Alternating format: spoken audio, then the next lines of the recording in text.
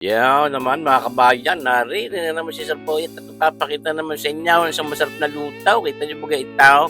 Yan ipuil ng babaw. Dinagdagan ko nung aking mga kinalas dun sa aking ginawang pork hamonadaw.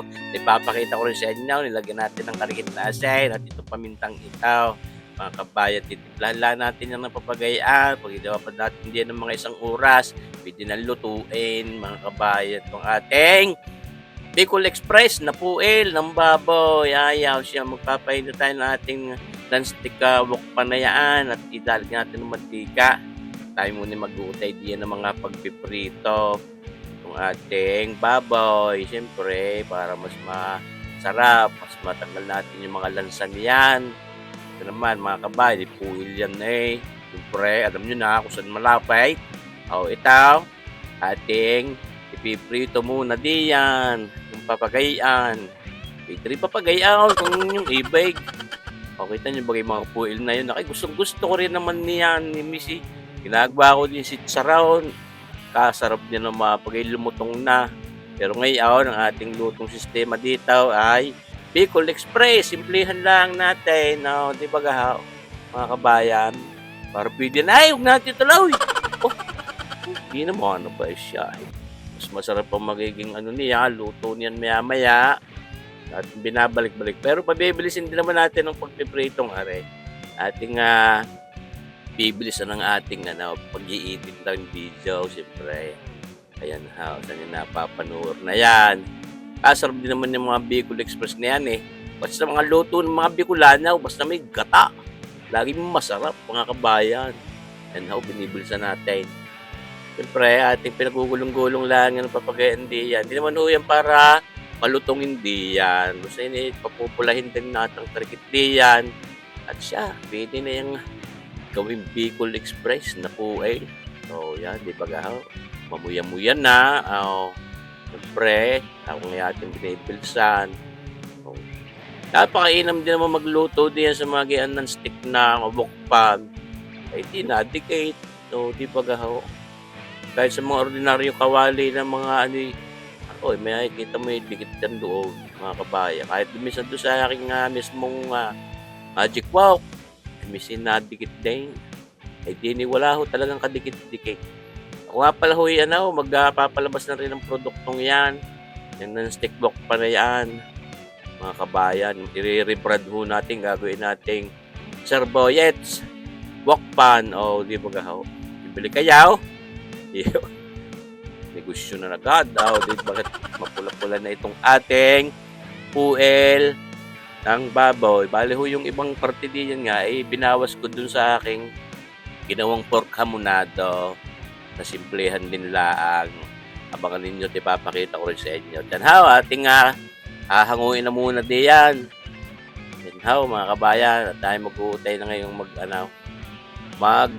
sangkot siya. Ayan ho. Naghiwalayan tayo ng karikit na mantika doon. At ating sasangkotsahin na itong ating bawang. Yan ho. Nilagay na natin. Tunay kayo mga kabayan. Ako'y matagal-tagal na rin naman hindi nakapagluto ng ganyan ng Bicol Express. Naasipan ko ngayon rin puil na rin. Dinagdagan ko nung aking mga kinala sa pang pork hamonado. Di ayos. At ito, lalagay na natin na ating sibuyas. Saka itong mga siling habang iyan. Siling mahanghang. At siya. Sasangkotsahin na natin ng papagayan. Ikabaw na ng amoy niyan mga kabayan. Kung naamoy ninyo. Hindi. Naamoy. Kabangaw. At yung nilalagay ngayon ng paminta. Siyempre, hindi pwede mawala yan. Kahit may mga sili na tayong nilagay. Yan ho. At nga ilagay na natin itong ating mga puwil ng baboy na ito. Di ba gaho parang pwede na yun Kabisa ka lagay mo ng karikit na mayonnaise. Isisig na. Mga kabayan. Pero hindi. Bicol Express yan na. Lagyan natin ng tinigis ko doon sa padalawang tiga. Mga kabayan, ating gata ng niyawg. Niyawg. Gata, siyempre. Bakit daw sinasabi ko pang niyawg? Automatic naman daw basta gatahin para ho kumplito. Ito pampasarap ho yan mga kabayan. Alamang hipon bagoong hipaw na gawa ng aking inay. Naku, napakasarap po niyan, mga kabayan. So, kung gusto niyong umorder, puwede naman. Ang inay nagpipinta ho na ho, bagoong alamang na yan. At yan ang pampasarap din naman sa mga Bicol Express. Ating kinukulob at siyempre, para naman mapatuloy ang lambot niyang ating. Dahil ang sikreto din diyan sa masarap na Bicol Express, yung baboy na gayaan, lalo siya yung mga puwil na yan, may mga but-but pa rin ng karikit yan. Dapat din malambot ang baboy, siyempre. Karaniwan naman nung ginagawang Bicol Express, liempo o yung kambayadaw, yung pork belly, binala ho. Lagyan natin ng isang pirasong pork broth cube at para tumingkad ang lasa ng baboy o ng karne ng baboy. Tunay kayo. Talaga namang parang pwedeng-pwede na agad na rin, pero hindi pa ho. Matigas pa yan. Kaya ating patuloy kinukulo. But siyempre, bibisitahit, babalik yan. Baka mamay tayo masunugan, sayang. So, ay kita nyo ba? Pero ba yung papagay, bago masunaw, magmamantika muna, siyempre. Pero wala pang gata. Dapat ating lalagyan muna ng gata kahit siya magmantika. Yan, lagyan natin ng tubig na mainit. Palalambutin muna natin yan diyan. Mga 1 oras, kukulubin natin iyan, mga kabayan. Siyempre, sabi ko nga dapat ay malambot. Parang sulit din naman ang effort sa pagluluto na rin. Dahil kako nga sa inyo, pag naluto naman ay napakasarap at hindi nga hinahalo-halo at nang balanse ang lambot niyang ating karne ng baboy at puel. Ayan ha, kita nyo ba nag-reduce na pakalipas ng mga 45 minutes. Ayan, mga kabayan, na talagang ayang-ayang lang ang apoy, mahina para mapalambot natin. May inilambot na yan, kaya ilalagay na natin itong ating kakanggatang ito.